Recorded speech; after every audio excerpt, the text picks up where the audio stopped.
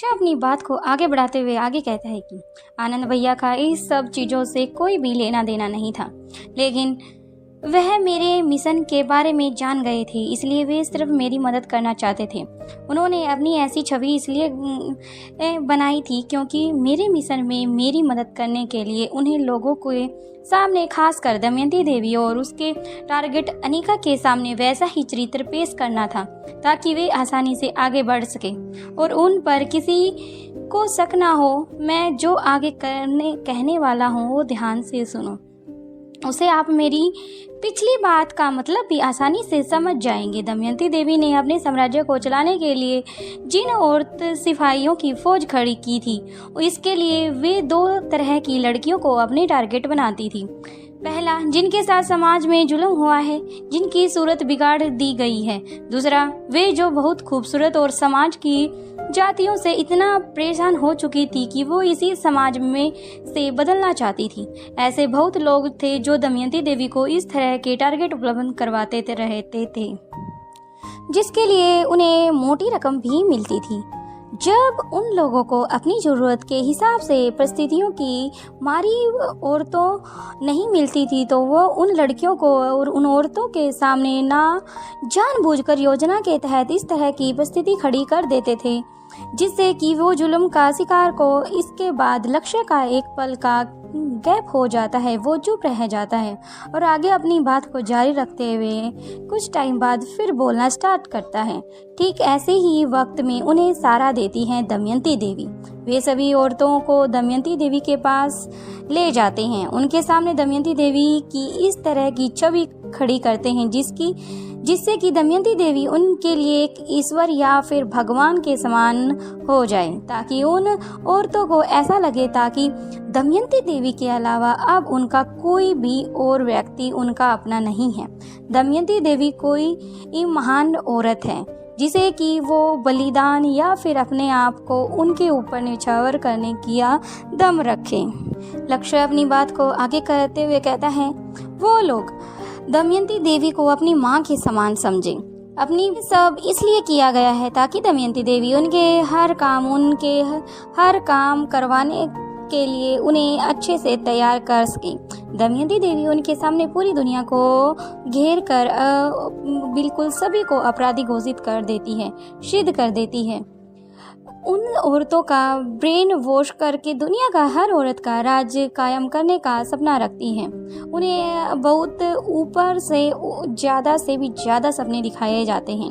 कार्य में दमयंती देवी की सफलता को दर्शाते हुए लक्ष्य बताता है, वे उन औरतों को कभी नहीं छोड़ती या फिर जिनका दिमाग काफ़ी यानी कि IQ लेवल काफ़ी हाई है, उन औरतों को अपने पास अपने गुट में शामिल करती हैं, जबकि जिनका ब्रेन नॉर्मल है या फिर हल्का सा ऊपर है उन्हें अपनी सिपाही में बनाए रखती है। जिन औरतों का IQ लेवल बिल्कुल लो हो उन्हें वो ऐसे टारगेट पर भेजती है, मिशन पर भेजती है जहाँ पर कुछ टाइम बाद मिशन कंप्लीट होने के बाद अपने आप ही वो औरतें अपनी जान दे दें।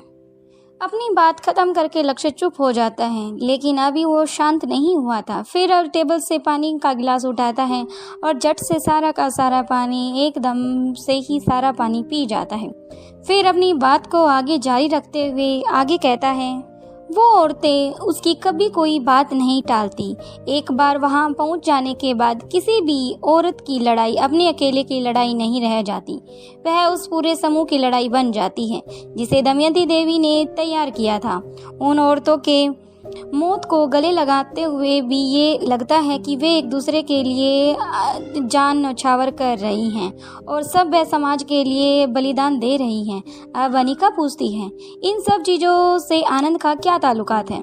लक्ष्य अनिका के क्वेश्चन का आंसर देते हुए कहता है, दमयंती देवी के लिए काम करते हुए आनंद भैया ने ऐसी कई लड़कियों को शिकार होने से ठीक पहले बचा लिया था जिन्हें हादसे के लिए आप उन्हें दोषी मानती हैं। दरअसल वे उस घटना के लिए कसूरवार ही नहीं हैं, वे सिर्फ सही समय पर पहुंचकर इस घटना को रोक नहीं पाए। बाकी अब आप समझ ही गई होंगी किस तरह से गलतफहमी पैदा हुई है। अब अनिका कहती है, वैसे तो इन सब बातों से सिर्फ आनंद के ही बारे में नहीं बल्कि तुम्हारे बारे में भी काफ़ी कुछ समझ चुकी हूँ, लेकिन फिर भी मैं चाहती हूँ कि तुम एक बार खुद अपने मुंह से मुझे सब कुछ बता दो। अनिका की बात सुनकर अब लक्ष्य से कहता है, दमयंती देवी का किला एक ब्लैक सॉफ्ट पर है, मतलब हमारी सैटेलाइट उस जगह को कवर नहीं करती, लेकिन फिर भी ये सत्य है कि यह किला हिंदुस्तान की सीमा के अंदर ही है, इसलिए काफ़ी समय से आर्मी के इस की निगाहों पर ही रखा हुआ है, मगर काफ़ी कोशिश करने के बाद भी उसके बारे में कुछ पता नहीं लगा पाए हैं। वहाँ पर पहुँच जा सके और ऐसी जगह वीराने में है जिसके सेकंडों और सैकड़ों किलोमीटर की गहराई रेगिस्तान और वहाँ से जो काफ़ी देखने में खतरनाक है और ऐसा भी लगता है कि मानो वहाँ पर कुछ ही नहीं है। इसमें सबसे बड़ी उलझन की बात तो ये है कि वहाँ अजगर जैसे तुम्हारी वजह से नष्ट किए जा सके हैं। यही अपनी बात को थोड़ा सा स्पष्ट करते हुए लक्ष्य बताता है कि मेरी इस बात को सुनकर आप किसी तरह से असमंजस में ना पड़ जाएं।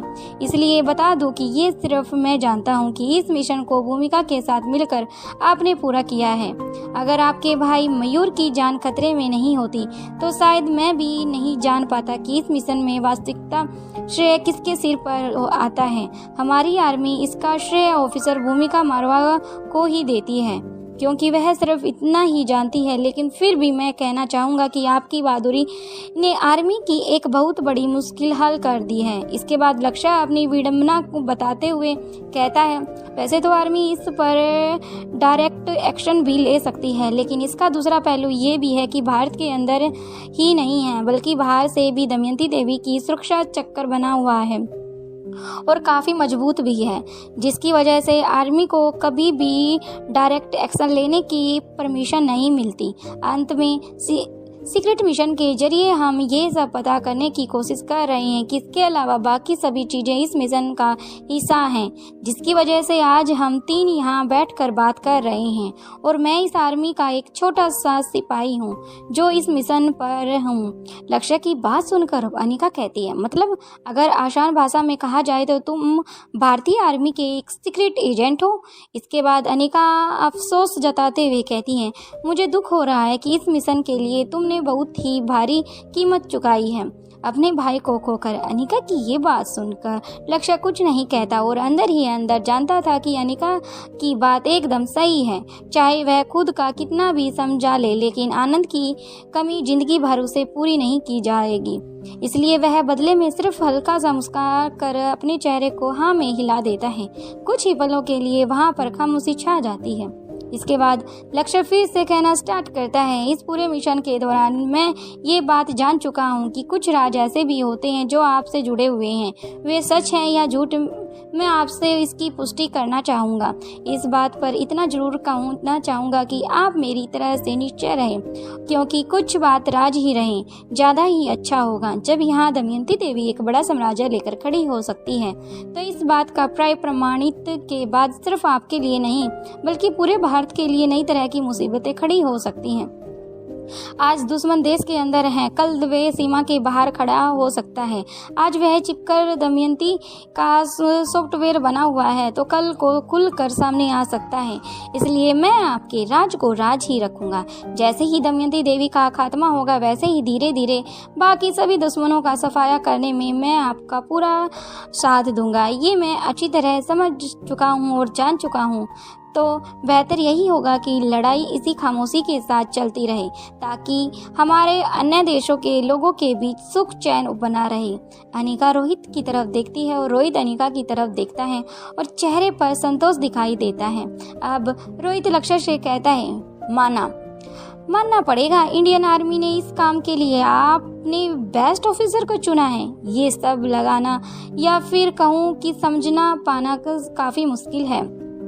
लक्ष्य फिर से वहाँ कुछ पलों की खामोशी छा जाती है और अंत में अनिका लक्ष्य से कहती है, इस बात को करने के लिए उचित समय नहीं है, लेकिन फिर भी अगर तुम्हें सही लगे तो मैं जानना चाहती हूँ कि क्या श्वेता तुम्हारे मिशन का हिस्सा है या उसके बारे में तुम्हारी अलग से कोई राय है। लक्ष्य हल्की सी मुस्कान के साथ जवाब देते हैं, नहीं श्वेता, मेरे मिशन का हिस्सा बिल्कुल भी नहीं है, वह मेरी जिंदगी का हिस्सा है। आपको इसके बारे में जानने का पूरा अधिकार है।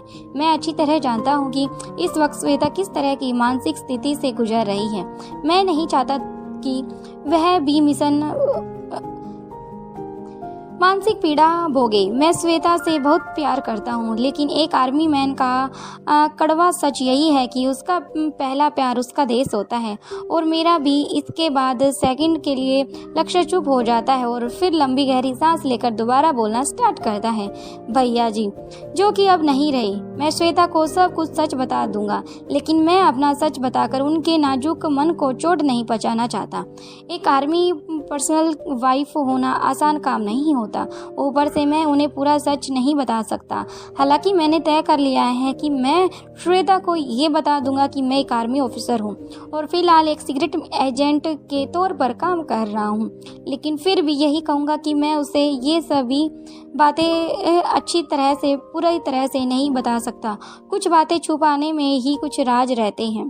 मिशन के कंप्लीट होने के बाद मैं अपना सच बता दूंगा और दोबारा जाकर आर्मी ज्वाइन कर सकता हूँ। इतना कहने के बाद माहौल को थोड़ा हल्का करने के लिए अपने पैर की तरफ इशारा करते हुए कहता है, ऊपर से आपके जैसे डॉक्टर चलते मेरे पैर की समस्या भी बिल्कुल ठीक हो चुकी है।